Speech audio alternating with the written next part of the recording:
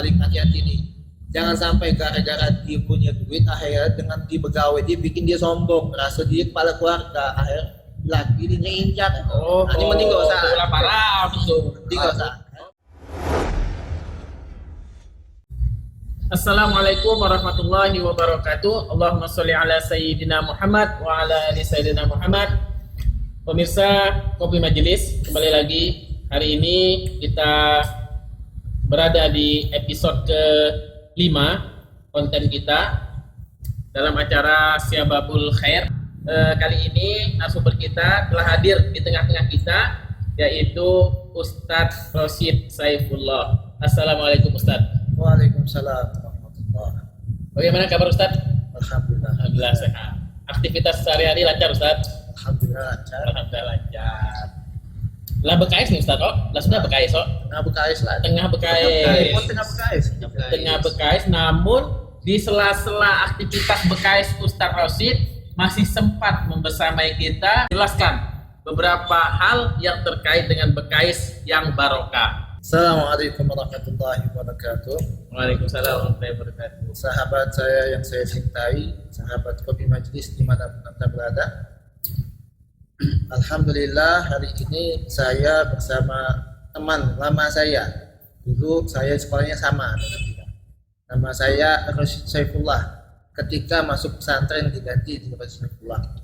Adapun nama asli itu biasa saya dipanggil dengan Asep. Ya, tapi karena saya pesantren selepas SMA sama guru diganti menjadi Rosyid Saifullah. Nah, tapi ada nama yang sebuah nama itu memiliki makna yang bagus setelahnya.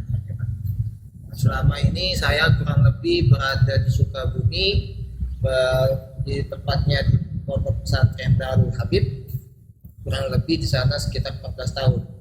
Baik masa belajarnya ataupun juga masa khidmahnya.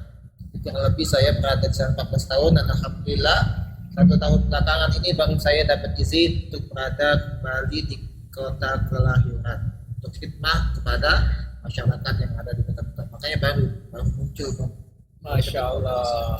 Jadi berarti 1 tahun belakangan ini baru Ustaz ya, baru di sini 1 tahun belakangan inilah baru aktif di kota kelahiran. Jadi selama kembali di Mentok nih, Ustadz kegiatannya banyak di masjid mana dan sebagai apa? Kalau kegiatannya kalau pagi ini saya semacam tema dia tidak BKS, saya BKS sama kayak orang lain. Nah untuk selepas dari itu aktivitas ya paling bantu mengajar di Ribat Sayud tempatnya Habib Hasan Hussein. Ya. Kemudian juga kalau isyaknya ada majlis juga di tempat lain. Ya.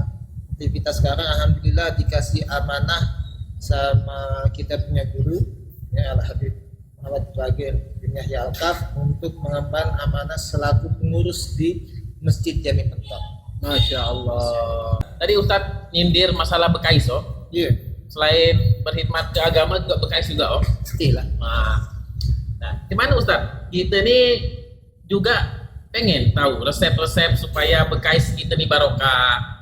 BKS kita nih diridhoi oleh Allah Subhanahu wa taala. Tentu ada resep-resep yang harus kita punya dan ada ketentuan-ketentuan Allah yang tidak boleh kita langgar dalam BKS. Nah, mungkin Ustaz bisa sedikit menjelaskan perihal tersebut. Nah, alhamdulillah. Yang nama BKS ini suatu hal yang tidak bisa kita bilang hanya pekerjaan biasa saja. Kalau orang bilang BKS ini cuma kebutuhan jalan, sebenarnya BKS ini pun ada nilai ibadah. Ada nilai ibadah.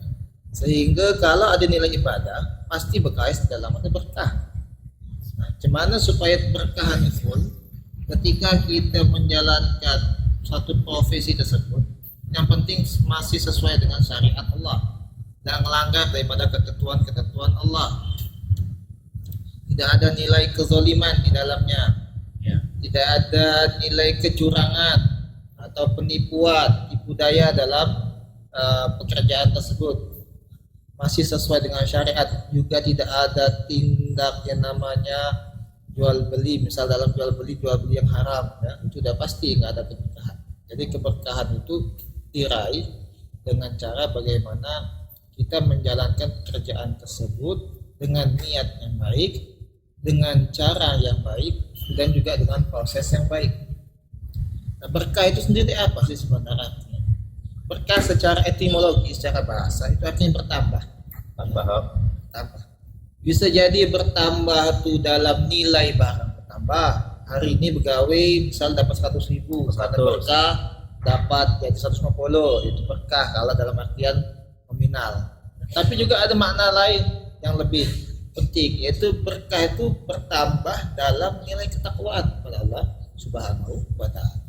Nah, kita berkais ini untuk apa? Untuk menopang kita punya hidup. Menopang kita punya hidup.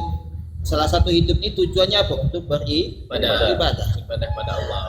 Nah, dengan ada keberkahan tersebut, meskipun yang kita kais ini dapat cuma sedikit, tapi ternyata cukup untuk beribadah, cukup bantu kita untuk ibadah. Berarti itu berkah. Jadi berkah tidak hanya serta merta dinilai dalam jumlah angka, bukan dalam segi banyaknya itu, segi banyaknya saja. Yang penting tadi ketika dia menjalankan profesi dia harus pastikan niatnya yang baik, kemudian caranya yang baik yang sesuai syariat, tidak melanggar syariat sama sekali, maka itu pun sebenarnya masuk dalam ibadah.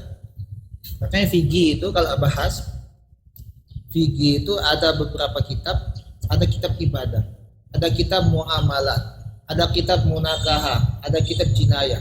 Yang mana semua kitab ini semuanya ibadah sebenarnya. Bedanya kalau ibadah yang kita di dalam bahasan biasanya tentang sholat dan perangkat-perangkatnya, wudu, kebersihan segala macam, kemudian berpuasa. Tetapi ulama fikih juga membahas tentang muamalah. Kenapa muamalah dimasukkan dalam fikih juga? Karena muamalah pun juga ada nilai ibadah. Jadi muamalah juga ada nilai ibadah. Suatu hari Rasulullah diceritakan berjalan dengan para sahabatnya, ketemu salah satu orang yang dilihat dari badannya itu kayaklah pelik dengan yang namanya pekerjaan. Nah, mungkin kalau bahasa kita ini badannya tuh lah mengkilat, gawe saking ulet begawe, mungkin apa dia berkuli ya, apa dia berpanggul segala macam sampai keringat. Saya sahabat yang lain nanya, ya Rasulullah, tahukah Nabi Fisabilillah, mungkin nggak orang ini bisa dah kalau dia ini masuk dalam orang yang sedang berjihad fisabilillah? Apa kata Rasulullah SAW? Orang ini begawe benar, bukan berperang, begawe, bekais istilah kata. Bapak ikut kan sini. Apa kata Rasulullah bilang? Inkana kharaj wa yas'a li waladin sagirin fahuwa fisabilillah. Kalau seandainya dia keluar dari rumahnya wa yas'a dan dia berusaha, bekais tadi bahasa gitu loh. Bekais untuk apa? Untuk dia punya anak yang kecil yang harus ditanggung, dinafkahkan. Fahuwa fisabilillah. Kata Rasulullah, ini orang masuk dalam kategori fisabilillah. Fisabilillah, tidak ngangkat pedang, tidak ikut perang. Bekais jalan. Untuk apa? Nafkah dia punya anak. Wa in kharaja wa yas'a ala syaikhin kabirin. Kalau dia keluar untuk bekerja tadi, untuk menghidupi dia punya orang tua, mungkin orang tuanya sudah tua renta, tidak bisa lagi begawe, jadi dia nanggung. Fahuwa fisabilillah. Itu juga sama kayak orang berjuang fisabilillah berjihad. Dan kalau seandainya dia keluar untuk jaga diri supaya tidak minta-minta, supaya tidak terjadi pengemis, dikit-dikit minta, butuhnya minta, tidak, dia jaga diri, aku begawe, punya ada harga diri, dapat berapa bon, itulah yang aku hidupkan. Nah, orang ini juga fisabilillah. Cuma sih kok niat yang salah kata Rasulullah SAW. Kalau seandainya dia keluar tujuannya untuk apa? Riak, sombong, biar dibilang nih begawe pula jadi jabatan budi, keluar dari rumah nih biar dikenal orang naik mobil, orang kayu, biar sombong. Kau gawe apa? Tanya oh kalau gawe ini keluar rumah itu bahwa bisa syaitan. Dia kayak berjalan di jalannya setan. 3 tadi. Jadi ada kesempatan 3 untuk mendapatkan ibadah. 1 ialah nilai sebagai maksiat. Artinya ada kesempatan besar dalam bekerja itu, dalam bekal itu dapat kategori dapat nilai ibadah. Bekal itu samalah dengan ibadah yang penting.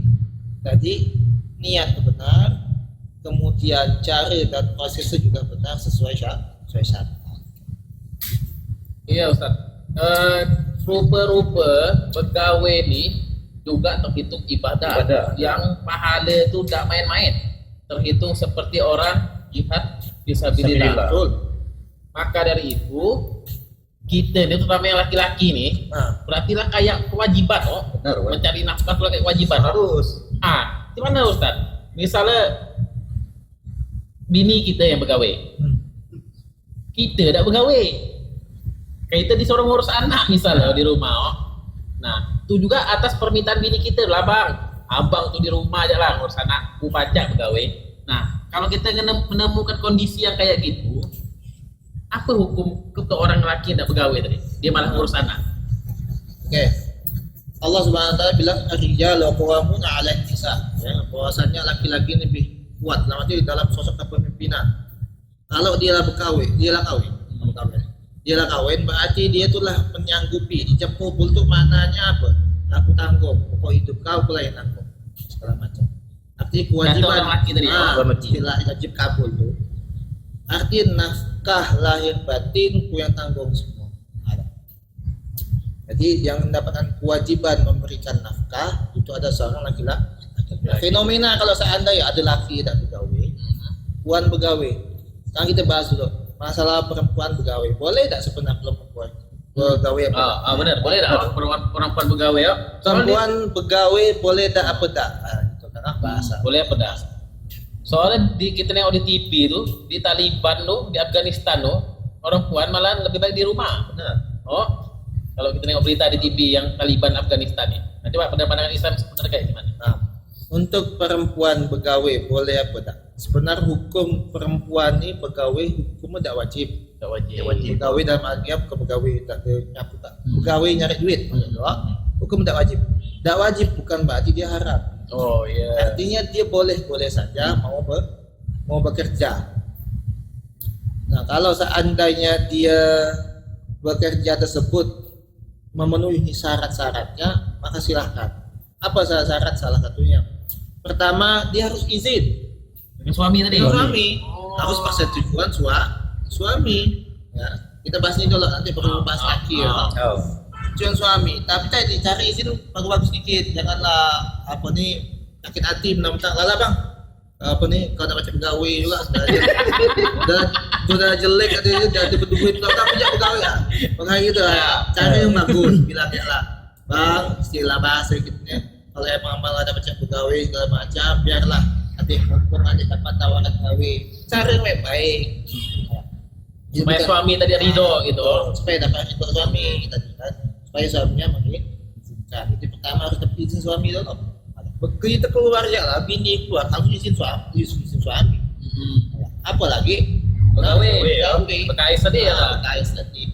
Yang kedua, dia dalam pegawai tersebut tempatnya sesuai dengan yang disyariatkan, tidak tempat-tempat yang dipercaya Allah Subhanahu wa taala. Dan juga yang ketiga, tempat dia pegawai itu adalah tempat yang menjaga dia kehormatan wanita. Bukan tempat-tempat yang disuruh buka aurat. Oh iya.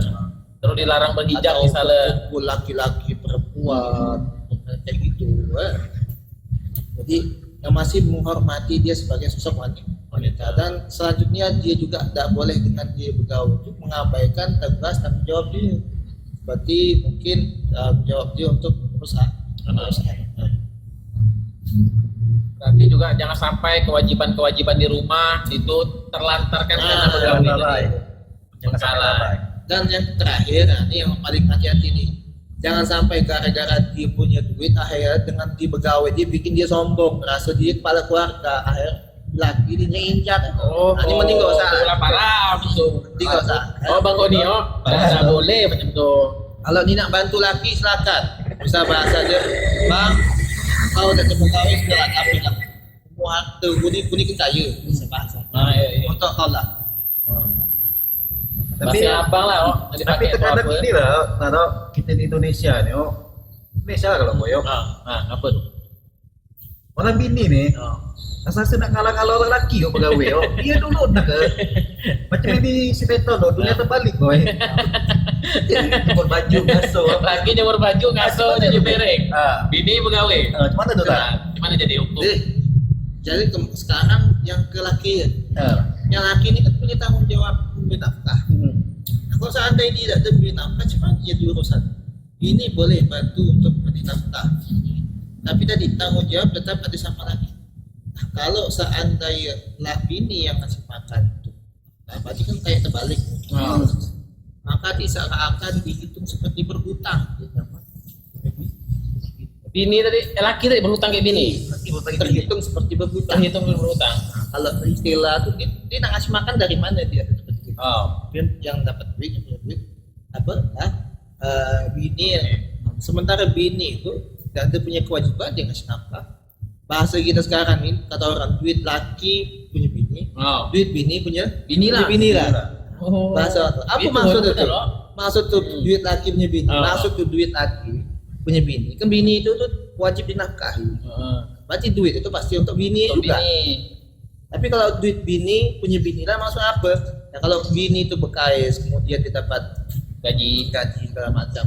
Kan nak bini ini tidak punya tanggung jawab, tidak punya kewajiban untuk memberikan nafkah. Maka sepenuhnya punya bini. Oh, punya bini. Kayak gitu, Mas. Pantes bini kawan nih asal gaji. Basi pula aku nak beli apa? Duit-duitku kata bini kawan. Janganlah dek, kita ni kan lagi kurang. Keluarga kita belum tercukupi. Kita mikir anak dulu. Tapi tanggung jawab dia di rumah macam mana tuh? Tanggung jawab dia tetap harus yang nama tanggung jawab dia apa nih? Mengurus rumah tangga. Oh, Rumah tangga. Anak kan. Sampai menghilangkan peran asli dia. Sebenarnya peran asli orang rumah itulah Islam ini kenapa tidak memberatkan wanita untuk memberi yang berkewajiban nafkah, karena sebenarnya Islam ini memberikan toleransi yang besar sama orang perempuan. Kalau tidak kawin laki lanang kau santai ya di rumah, kau terima gaji itu ya, kau urus rumah terima gaji. Orang di mana-mana lebih milih mana? Bekais dapat duit apa santai dapat duit? Santai dapat duit. Santai dapat duit. Nah. Islam tuh pemulihan wanita di situ ya puan tuh. Kita santai ya di rumah. Sebenarnya gitu. Tapi dalam kondisi-kondisi tertentu kan kadang ada yang laki penghasilan kecil. Jadi intinya boleh tak perempuan yang PKS boleh. Boleh. Saat tadi yang saya sebutkan, dia harus visit selanjutnya. Ya. Dan adapun kewajiban nafkah tetap jatuh pada dia punya Suami. Kalau tidak terhitung hutang lah. Tapi hutang dalam tanda kutip Ustaz. Ya hutang kalau emang laki bini nonton harus bayar. Oh, bayar. Kalau bini boleh. Tapi kan kadang tak tega lah orang tua. Iya. Sampai lah kita punya bini kayak gitu. Kecuali kalau lah sudah kau sudahlah ditanggung bini makan hidup segala macam selingkuh pula. Bisa ditagih kau. Udah, kita lah panjang lebar nih ngomong, kita minum kopi loh. Oke. Karena channel kita channel kopi majelis, dah lengkap kalau ngopi. Bismillah.